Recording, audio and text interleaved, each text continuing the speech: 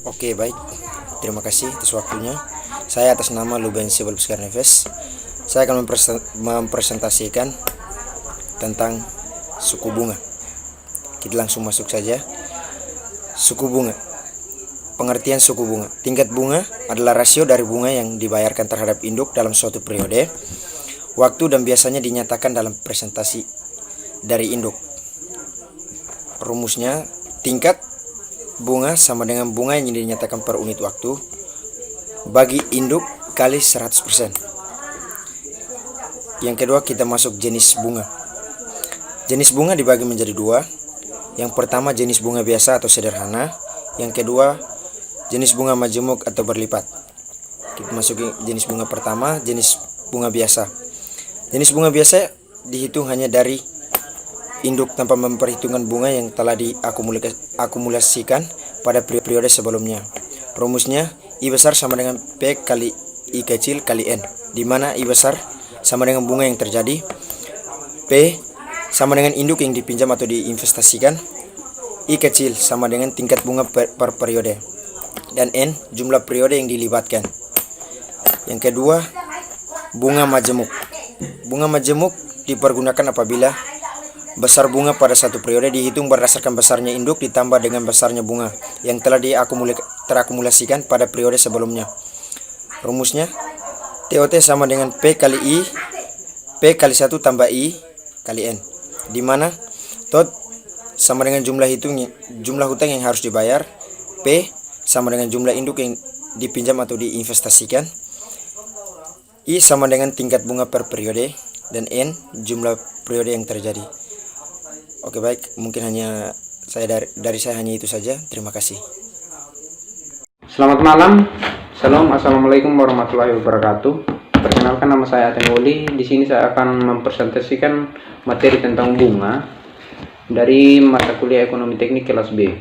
Di sini pengertiannya adalah rasio dari bunga yang dibayarkan terhadap induk dalam suatu periode waktu dan biasanya dinyatakan dalam bentuk presentasi dari induk. Berikutnya jenis-jenis bunga. Yang pertama itu bunga biasa atau sederhana. Dihitung hanya dari induk tanpa memperhitungkan bunga yang telah diakumulasikan pada periode sebelumnya. Persamaannya yaitu I besar sama dengan P kali I kecil kali N, di mana I besar sama dengan bunga yang terjadi, P sama dengan induk yang dipinjamkan atau diinvestasikan, dan I kecil adalah tingkat bunga per periode, dan N sama dengan jumlah periode yang dilibatkan. Lanjut, yang kedua, bunga majemuk atau bunga berlipat. Bunga majemuk dipergunakan apabila besar bunga pada satu periode dihitung berdasarkan besarnya induk ditambah dengan besarnya bunga yang telah terakumulasi pada periode sebelumnya. Persamaannya yaitu total sama dengan P kali 1 tambah I pangkat N, di mana total sama dengan jumlah hutang yang harus dibayar, dan P sama dengan jumlah induk yang dipinjam atau diinvestasikan. Sedangkan I tingkat bunga per periode dan N jumlah periode yang terjadi. Perbedaan bunga sederhana dan bunga majemuk terletak yaitu bunga sederhana selalu berjumlah sama karena merupakan persentase dari prinsip. Sedangkan jumlah bunga majemuk akan berbeda suatu periode akural karena merupakan persentase dari pokok yang ditambah dengan bunga dan diperoleh hingga saat ini. Sekian presentasi saya tentang materi tentang bunga. Saya ucapkan terima kasih atas perhatiannya. Assalamualaikum warahmatullahi wabarakatuh. Perkenalkan, nama lengkap saya Frederikus Valentinus Amathalun. NIM 2018-520073. Di sini saya akan mempresentasikan materi pertemuan ke-13, yaitu inflasi dan deflasi. Pengertian inflasi. Inflasi merupakan kecenderungan naiknya harga barang secara umum dan terjadi secara terus-menerus. Kenaikan harga barang satu atau beberapa barang tidak dapat dikatakan bahwa terjadi inflasi. Selain itu, apabila kenaikan harga barang terjadi secara temporer, seperti menjelang hari raya misalnya, maka hal itu tidak dapat dikatakan sebagai inflasi. Jenis-jenis inflasi. Inflasi dibedakan menjadi 4 bagian, yaitu inflasi ringan, yaitu tingkat inflasi sampai dengan 10% atau 20% setahun. Inflasi sedang, yaitu antara 10% atau 30% setahun. Inflasi berat, yaitu antara 30% atau 100% setahun. Hiperinflasi, yaitu di atas 100% setahun. Pengertian deflasi. Dalam ekonomi, deflasi adalah suatu periode di mana harga-harga secara umum jatuh dan nilai uangnya bertambah. Ada pula deflasi didefinisikan sebagai meningkatnya permintaan terhadap uang berdasarkan jumlah uang yang berada di masyarakat. Tentang future value dan present value. Future value itu sendiri merupakan suatu metode perhitungan pada sebuah nilai uang di masa yang akan datang. Dari nilai uang tersebut diterima atau dibayarkan ke masa sekarang dengan tujuan yaitu memperhitungkan tingkat suku bunga pada nilai uang tersebut dalam suatu jangka waktu tertentu. Nah, rumus yang dipakai untuk future value yaitu FV sama dengan PV kali 1 tambah I pangkat N. Dengan FV sama dengan nilai pada masa yang akan datang, PV sama dengan nilai pada masa sekarang, I sama dengan tingkat suku bunga, dan N sama dengan jangka waktu. Nah, jika pembayaran bunga dilakukan per semester atau per hari atau per kuartal, itu rumusnya itu dihitung dengan rumus FV sama dengan PV kali 1 tambah I per M pangkat M kali N, dengan M yaitu frekuensi pembayaran bunga per tahun. Nah, yang kedua yaitu present value. Present value sendiri yaitu besarnya jumlah nilai uang pada awal periode atau dasar tingkat tertentu, jadi sejumlah uang yang baru akan diterima oleh beberapa periode yang akan datang. Dengan rumus yang dipakai yaitu PO sama dengan EV per 1 tambah I kali N, dengan PO sama dengan nilai pada masa sekarang, EV nilai pada masa yang akan datang, I tingkat suku bunga, dan N adalah jangka waktu. Terima kasih.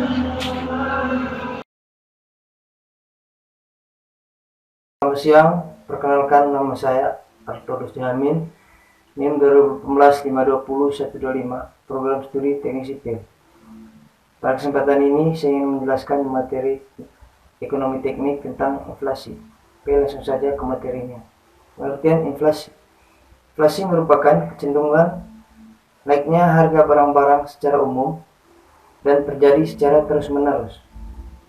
Kenaikan harga satu atau beberapa barang tidak dapat dikatakan bahwa terjadi inflasi. Selain itu, apabila kenaikan harga barang terjadi secara temporer, seperti menjelang hari raya misalnya, maka hal itu tidak dapat dikatakan sebagai inflasi. Dengan naiknya harga barang-barang di satu sisi, hal itu mengandung arti terjadinya penurunan nilai uang di sisi lain. Baik, terima kasih. Selamat siang. Selamat pagi, perkenalkan nama saya Epius Suhun, NIM 2016-520053. Di sini saya akan menjelaskan tentang bunga. Pengertian bunga. Tingkat bunga ANCI 1972 adalah rasio dari bunga yang dibayarkan terhadap induk dalam suatu periode waktu dan biasanya dinyatakan dalam persentase dari induk. Tingkat bunga. Bunga yang dinyatakan per unit waktu per induk kali 100%. 1. Jenis bunga. Bunga biasa atau sederhana simple interest. Dihitung hanya dari induk tanpa perhitungan bunga yang telah diakumulasikan pada periode sebelumnya. Ada rumus I sama dengan P kali I kali N, di mana I adalah bunga yang terjadi rupiah, P induk yang dipinjam atau diinvestasikan, I tingkat bunga per periode, N jumlah periode yang dilibatkan.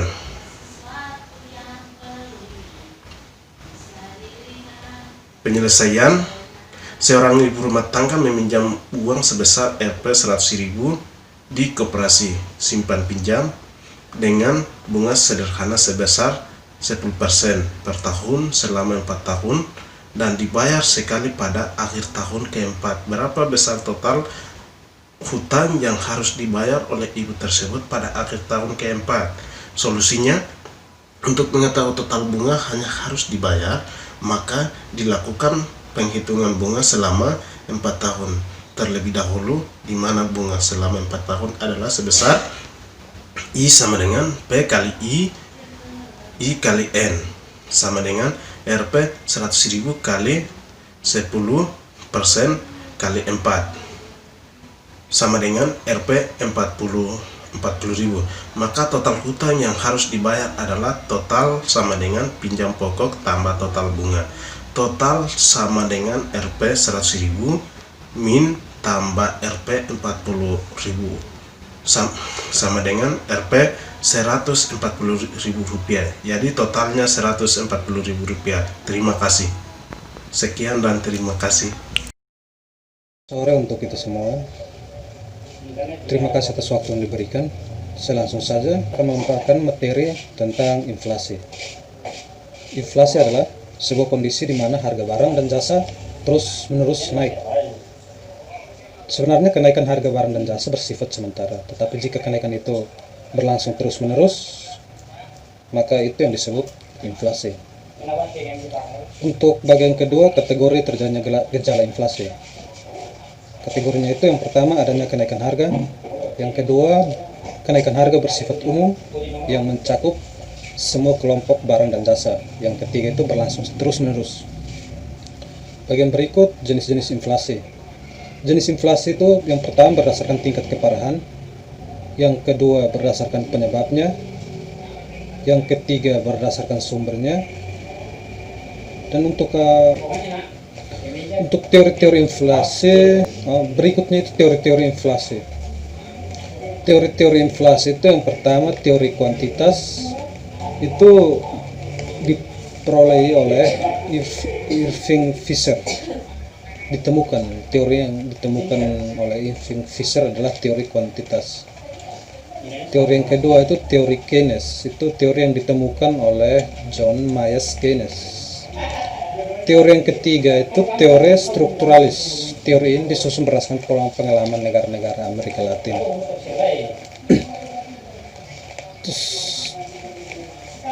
Ketika terjadi inflasi di negara kita atau di negara mana saja, itu dampak yang akan terjadi, dampak inflasi yang akan terjadi itu yang pertama itu pertumbuhan ekonomi negara jadi terlambat. Yang kedua, harga mengalami kenaikan sehingga masyarakat berpenghasilan rendah. Jadi di negara yang mengalami inflasi, dampaknya itu akan mengalami masyarakat penghasilan rendah, tidak bisa menjangkau barang. Yang ketiga, nilai mata uang turun karena barang mengalami kenaikan harga. Yang berikut, menurunkan tingkat kesejahteraan masyarakat. Yang berikut, yang terakhir, turunnya nilai real, tabungan, dan pinjaman. Sekian dan terima kasih atas waktu yang diberikan. Selamat sore untuk kita semua. Inflasi dan deflasi. Inflasi merupakan kecenderungan naiknya harga barang-barang secara umum dan secara terus-menerus. Jenis-jenis inflasi yaitu inflasi ringan, inflasi sedang, inflasi berat, dan hiperinflasi. ada dua kebijakan untuk menekan laju inflasi, yaitu kebijakan moneter dan kebijakan fiskal. Deflasi merupakan suatu periode di mana harga-harga barang secara umum turun dan nilai uang bertambah. Pengaruh deflasi yaitu menurunnya persediaan uang, naiknya persediaan barang, dan menurunnya permintaan akan barang.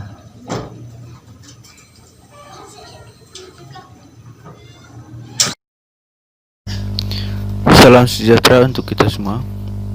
Perkenalkan, nama saya Willy Brothers with Fonts Band, NIM 2018-520075. Di sini saya akan mempresentasikan kembali pada pertemuan kelima dari mata kuliah Ekonomi Teknik kelas B. Materi yang saya jelaskan di sini adalah feature value. Maksud saja, jadi feature value adalah metode perhitungan pada sebuah nilai uang di masa yang akan datang dari uang yang diterima atau dibayarkan pada masa sekarang, dengan perhitungan tingkat bunga pada nilai uang tersebut setiap periode selama jangka waktu tertentu.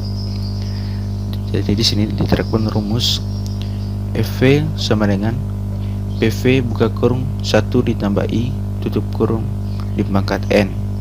Untuk keterangannya, FV adalah nilai pada masa yang akan datang, PV adalah nilai pada saat ini, I adalah tingkat suku bunga, dan N adalah jangka waktunya.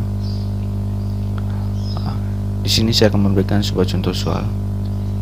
Dengan contoh, sebuah perusahaan memperoleh pinjaman modal dari suatu bank sebesar 5 juta rupiah untuk membeli peralatan produksi dengan jangka waktu 5 tahun. Bunga yang dikenakan sebesar 18% per tahun. Jadi pertanyaannya, berapa jumlah yang harus dibayar oleh perusahaan tersebut pada akhir tahun kelima? Jadi ya, pertanyaannya, berapa yang harus dibayar pada akhir tahun kelima? Jadi ya, untuk jawabannya kita ketahui untuk PV nya itu adalah 5 juta rupiah, yaitu nilai pada saat ini, dan untuk suku bunganya itu adalah 18%. Maka untuk melakukan sebuah perhitungan, 18% kita diubah menjadi bilangan desimal menjadi 0,18, dan untuk jangka waktunya yaitu 5 tahun. Jadi, sesuai yang rumus yang diterapkan di atas, maka kita tinggal masukkan FV sama dengan 5 juta dikali buka kurung 1 ditambah 0,18 tutup kurung di pangkat 5. Dari hasilnya adalah 11.438.789 rupiah. Jadi jumlah yang harus dibayarkan pada bank oleh perusahaan pada akhir tahun kelima sebesar 11.438.789 rupiah. Terima kasih. Terima kasih. Saya akan menjelaskan tentang jenis kerusakan dan bagaimana cara metode deteksi. Yang berikut, bagaimanakah cara pemeliharaannya? Seperti contoh pada gambar di samping. Yang berikut, metode deskripsi kerusakan. Yang pertama, pengamatan kerusakan. Yang kedua, identifikasi kerusakan. Yang ketiga, penyebab kerusakan. Yang berikut, tujuan pemeliharaan jalan adalah yang pertama, untuk mempertahankan kondisi jalan mantap sesuai dengan tingkat pelayanan dan kemampuan pada saat jalan tersebut selesai dibangun dan dioperasikan sampai dengan tercapainya umur rencana yang telah ditentukan. Yang berikut, suatu perkerasan jalan sekuat apapun tanpa didukung oleh fasilitas drainase akan dengan mudah menurunnya kekuatannya sebagai akibat dari melemahnya kepadatan lapisan pondasi dan turunnya butiran agregat dari bahan yang pengikutnya. Yang berikut, menurut VHBA, dua pengertian terkait dengan manajemen dan pemeliharaan perkerasan. Yang pertama, manajemen perkerasan. Melakukan perbaikan dengan benar pada tempat yang benar dan pada waktu yang benar. Yang kedua, pemeliharaan perkerasan. Melakukan perbaikan ringan pada perkerasan yang masih baik untuk menjaga agar kondisinya tetap baik. Mungkin itu saja yang bisa saya sampaikan. Kurang dan lebihnya saya ucapkan terima kasih. Terima kasih atas kesempatan yang diberikan kepada saya. Pada kesempatan ini saya akan menjelaskan tentang pemetaan dan SIG. Sebelumnya, perkenalkan nama saya. Nama saya Yohanes Baptisto Aisyur, NIM 2018-520021. Baik, pertama-tama saya akan menjelaskan pengertian dari SIG. Pengertian SIG dibagi menjadi 3, yaitu sistem informasi, sistem geografis. Yang pertama sistem, yaitu sekumpulan objek atau ide yang saling berhubungan atau interrelasi untuk mencapai tujuan bersama. Kemudian sistem informasi, keterpaduan kerja untuk mendapatkan informasi dalam pengambilan keputusan. Dan yang ketiga, informasi geografis adalah semua data dan fakta yang terkait dengan lokasi di permukaan bumi. Jadi itu bagian dari pengertian SIG. Kemudian alasan mengapa digunakan SIG. Yang pertama, dapat menjawab pertanyaan-pertanyaan berkaitan dengan spasial. Yang kedua, pembentukan dan penggunaan peta mental. Dan yang ketiga, alat bantu yang interaktif menarik di berbagai bidang. Contohnya pendidikan, pemerintah, dan bisnis. Dan yang terakhir, komponen yang terkandung dalam SIG. Yang pertama, perangkat keras atau biasa disebut hardware. Perangkat keras meliputi komputer, media penyimpanan data, media perekaman data, dan media penampilan data. Dan yang kedua, perangkat lunak atau software. Perangkat lunak adalah program yang digunakan pada sistem komputer serta seluruh dokumen yang terkandung di dalamnya. Mungkin itu saja yang bisa saya jelaskan tentang pemetaan dan SIG. Kurang dan lebihnya saya ucapkan mohon maaf dan terima kasih. Oke, baik. Selamat siang untuk kita semua. Di sini kita akan mulai pertemuan ketiga, di mana kita mulai pertemuan ketiga ini mengenai laporan keuangan atau cash flow dan depresiasi. Di sini analisa ekonomi yang mencakup masalah yang dapat diselesaikan menggunakan analisis ekonomi teknik yang terbagi atas 3 poin, yaitu yang pertama, masalah ini cukup penting dan memerlukan pemikiran dan usaha serius dalam pemecahan suatu masalah. Yang kedua, masalah tersebut tidak dapat diselesaikan dalam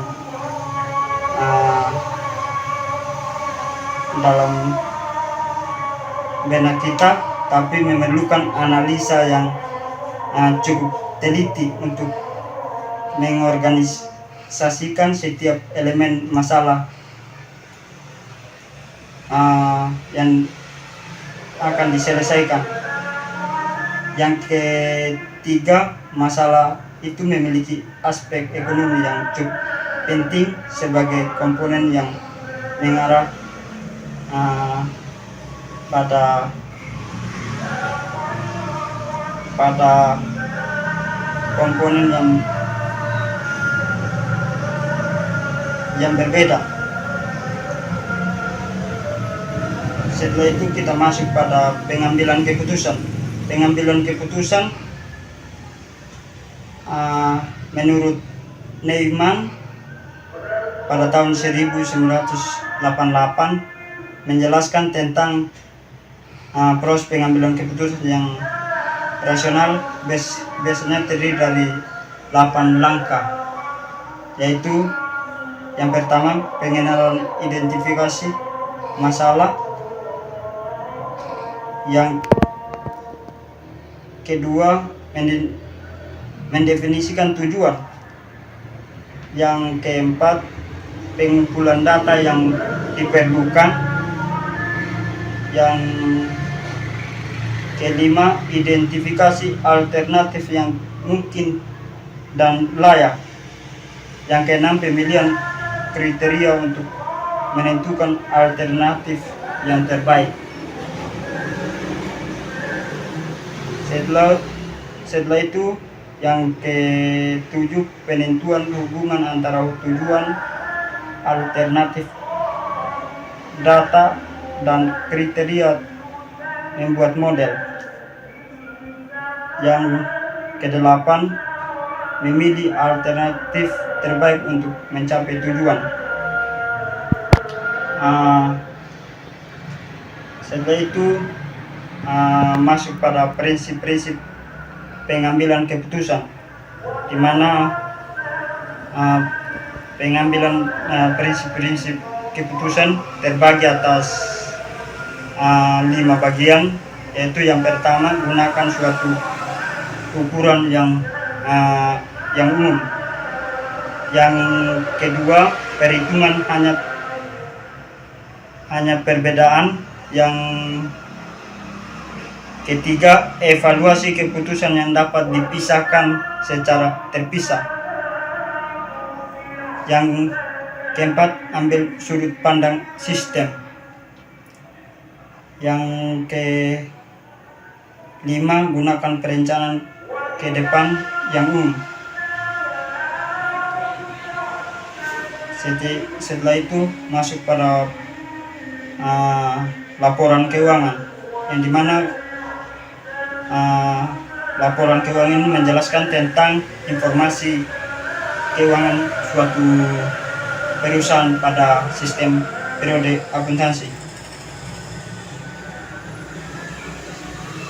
Ya, kita masuk lagi di laporan keuangan yang membagi atas 7 bagian, yaitu neraca laporan posisi keuangan, laporan laba rugi,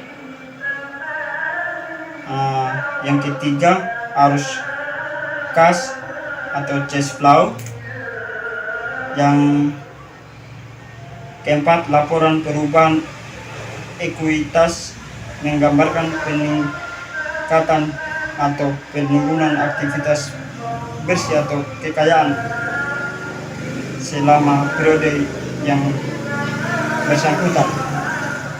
Yang kelima laporan operasional, laporan yang menyajikan informasi mengenai seluruh kegiatan operasional.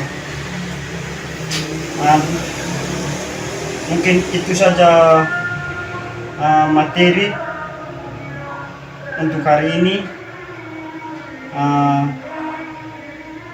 Semoga materi ini bermanfaat untuk kita semua. Sekian dan terima kasih.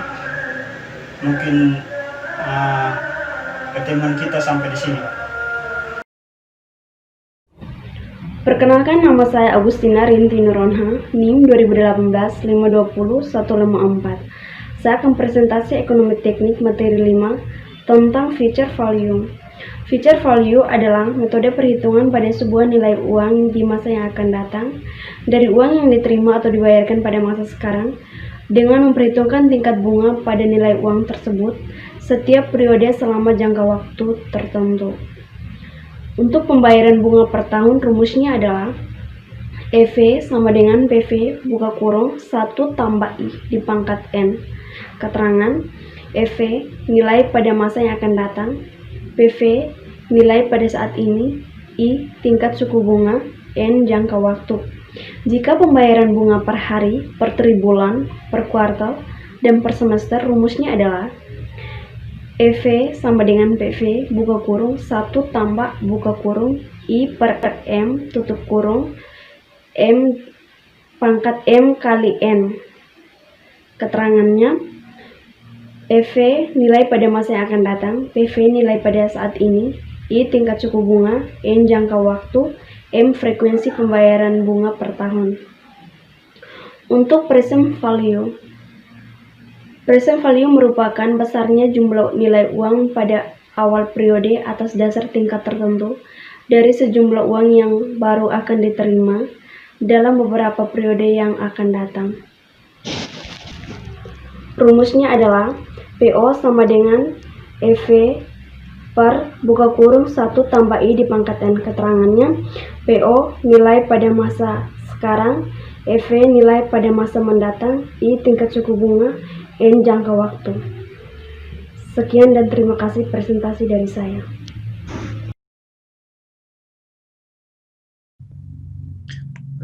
Oke, baik. Selamat sore, selamat malam. Saya memaparkan ujian remi di ekonomi teknik yang kemarin. Langsung saja, nama saya Rika Rusdira, ini 2017-5218. Saya memaparkan materi pertemuan kelima. Langsung saja, memakan waktu langsung.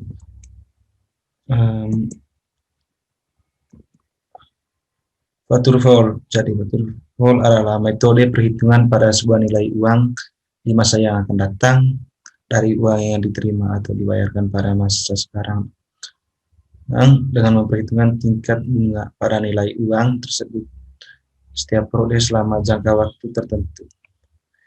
Rumus EV PV 1 tambah I pangkat N. Keterangan EV nilai pada masa yang akan datang, PV nilai pada masa saat ini, I tingkat suku bunga, N jangka waktu.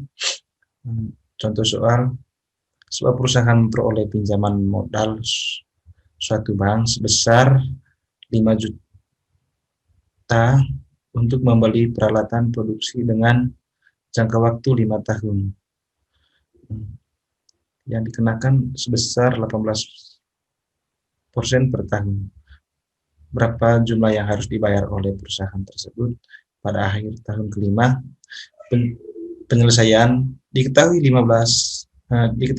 PW 5 juta, I 18% sama dengan 0,18, N jangka waktu 5 tahun. Jawabnya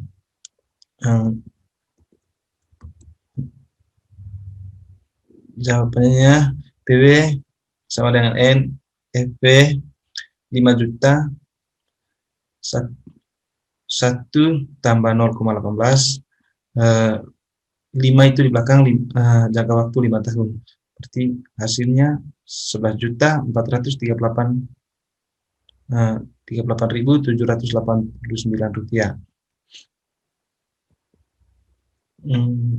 Langsung slide keempat, contoh soal sudah. Jika pembayaran dilakukan per bulan, ini pembayaran per bulan, per hari, per tribulan, per aktual, dan per semester. Rumusnya pakai EV sama dengan PV 1 tambah buka kurung I garis miring M. Keterangan EV nilai pada masa yang akan datang, PV nilai pada saat ini, I tingkat suku bunga, N jangka waktu berapa lamanya, M frekuensi pembayaran bunga per tahun. Langsung contoh soal. Junata membeli sebuah mesin cuci dengan merek TB secara kredit selama 48 bulan seharga Rp 4.555.555 rupiah. Nah, dengan bunga sebesar 5% per tahun, Junata melakukan pembayaran bunga per kuartal. Berapa jumlah yang harus dibayarkan? Diketahui PB dari sini 4.555.555 rupiah. Nah, ini 5% sama dengan 0,5 N 48 bulan bagi 12 sama dengan 4. 12 bagi 4 sama dengan 3. Jawabannya PV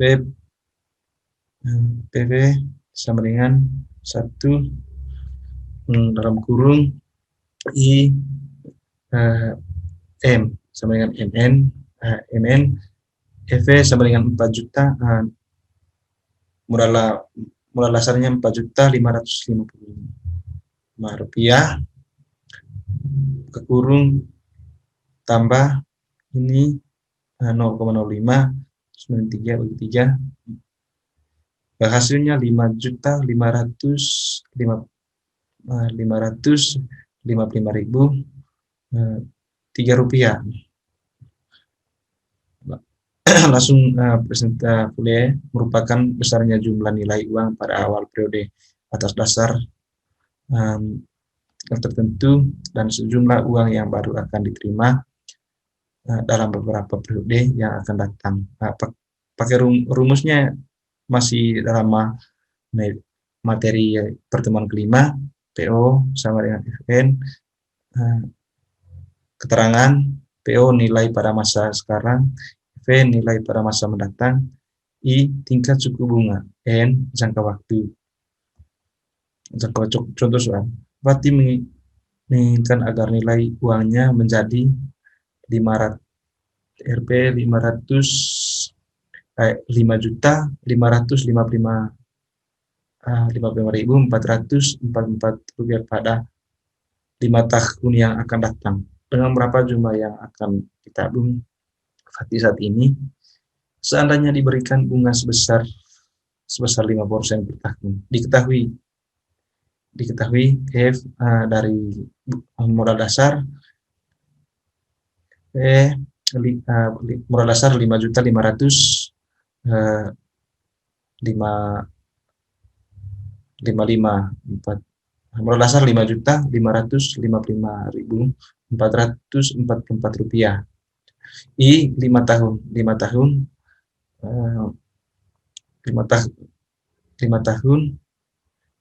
I 5%, N 5 tahun jangka waktu. Nah, ditanya PO sama dengan PO modal dasarnya 5.555.444 rupiah. Ditambah hasil seluruhnya jumlah seluruhnya 4.352.836 ya, itu selama 5 tahun. Mungkin itu saja perbaikan UAS kemarin. Presentasi dari saya itu presentasinya di pertemuan kelima. Akhir kata, terima kasih atas kesempatan yang berikan dari Pak untuk mengulangi presentasi, mengulangi UAS kami yang kemarin terlambat. Terima kasih. Selamat sore.